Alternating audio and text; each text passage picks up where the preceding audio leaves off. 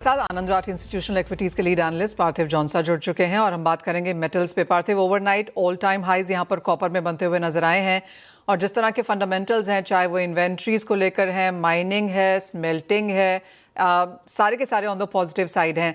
All time highs already बन चुके हैं, ज़्यादातर बैंक्स एंड ब्रोकरेज यहाँ से भी हायर लेवल्स दे रहे हैं। आपने कैसे देखा है कॉपर का dynamics? Hi, thank you for having me.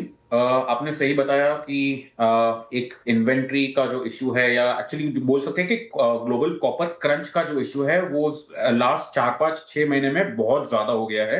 अगर आप देखें, चिली देखें, पेरू देखें, या अपने जो एक रीसेंट इंसिडेंट हुआ था इंडोनेशिया में या कॉन्गो में भी जो भी इंसिडेंट हुआ है, वहां पे क्या हो रहा है कि माइनर्स में बहुत ज्यादा क्रंच है। दूसरी तरफ यह है कि कोई भी नया माइन, अगर आप ग्रीनफील्ड माइन की बात करें तो उसे 15 से 17 साल लग जाते हैं आने के लिए। और अगर आप जो बड़े प्लेयर्स है, ग्लोबल कॉपर प्लेयर्स है, उनकी जितनी भी माइन्स है वो सब आने वाली है नेक्स्ट 2 से 4 साल के बाद। कुछ कुछ माइन्स के टाइमलाइन तो उन्होंने जो 2035 के थे वो 2040 तक भी खींच लिया है। तो इसके चक्कर में ये हो रहा है कि माइन से जो आप कॉपर जो आ रहा है, एक तो आप कॉपर ज्यादा आ नहीं रहा है, एक सर्टन क्रंच आ गया। दूसरी बाजू ये हुआ है कि ग्लोबल कॉपर ग्रेड भी कम हो रहा है।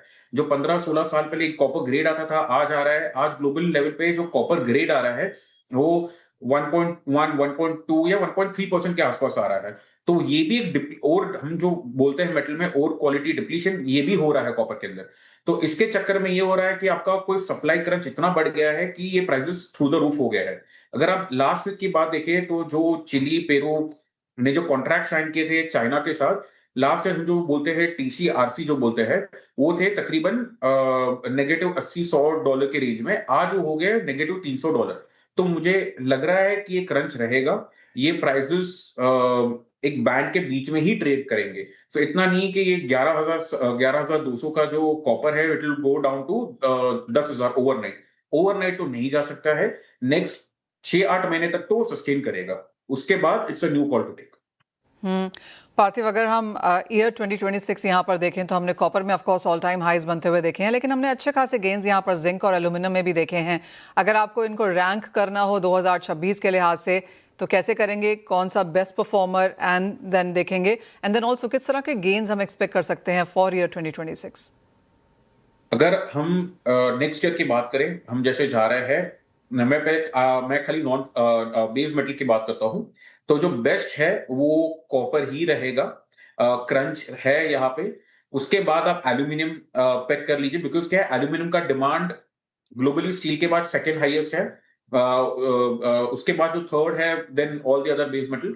तो जो ग्लोबल का जो डिमांड है, एल्यूमिनियम का डिमांड, आप रिन्यूएबल ले लीजिए, क्लीन एनर्जी ले लीजिए, ये ईवी व्हीकल्स ले लीजिए, उसमें एल्यूमिनियम का डिमांड बहुत ही बढ़ता हुआ दिख रहा है।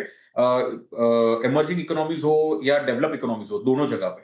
So number 1 copper, second number पे, दूसरे नंबर पे आएगा आपका एल्यूमिनियम। उसके बाद आप कर लीजिए जिंक, बिकॉज जिंक दो एक ग्लोबल कमोडिटी है, बट इसका जिंक का ये हो गया है कि प्राइसेस भले ही ग्लोबली डिटरमाइन होते हैं, डिमांड जो होती है वो एक पर्टिकुलर कंट्री के हिसाब से होती है, बिकॉज वो पूरा का पूरा स्टील लिंक्ड है at the end of the day. तो अगर इंडिया में स्टील डिमांड बढ़िया है तो जिंक बढ़िया क्वांटिटी में बिकेगा, एंड वाइस वर्सा। तो थर्ड आ जाएगा आपका जिंक। फोर्थ मैं कर दूंगा निकल को, और लास्ट में मैं रख दूंगा लेड। ये 5 में से।